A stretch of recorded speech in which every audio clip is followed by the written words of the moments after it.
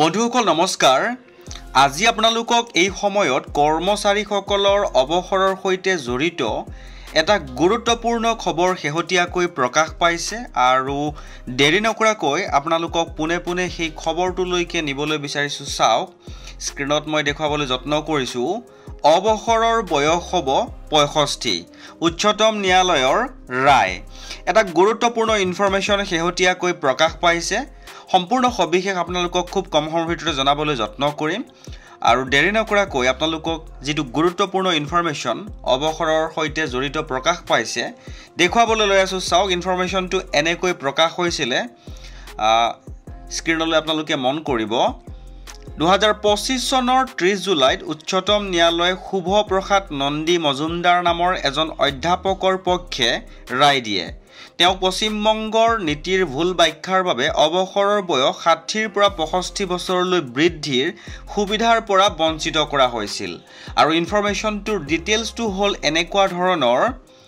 যে পশ্চিমবংগ চৰকাৰে 2021 নীতিত কৈছিল যে 10 বছৰৰ শিক্ষকতাৰ অভিজ্ঞতা থাকিলে অৱসৰৰ বয়স 65 বছৰ কৰা হ'ব কিন্তু তেওঁলোকে কেৱল ৰাজ্যৰ ভিতৰৰ অভিজ্ঞতাকহে গণ্য কৰিছিল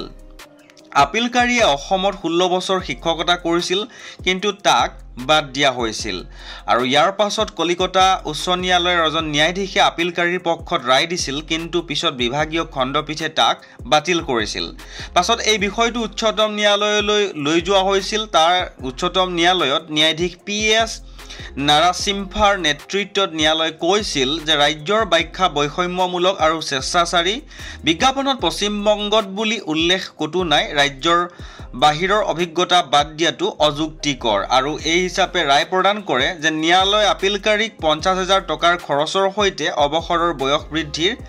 নিৰ্দেশ দিয়ে তে বন্ধুসকল এটা গুৰুত্বপূৰ্ণ ইনফৰমেশ্যন আৰু কৰ্মচাৰীজনৰ বয়স বৃদ্ধিৰ শেহতীয়াকৈ উচ্চতম ন্যায়ালয়ৰ দ্বাৰা ৰায় প্ৰদান কৰা হ'ল এটা গুৰুত্বপূৰ্ণ ইনফৰমেশ্যন পোৱাৰ লগে লগে আপোনালোকৰ সৈতে শ্বেয়াৰ কৰিলো যদি ইনফৰমেশ্যনটো ভাল লাগিছে তেনেহলে আপুনিও এবাৰ শ্বেয়াৰ কৰিব বুলি আশা ৰাখিলো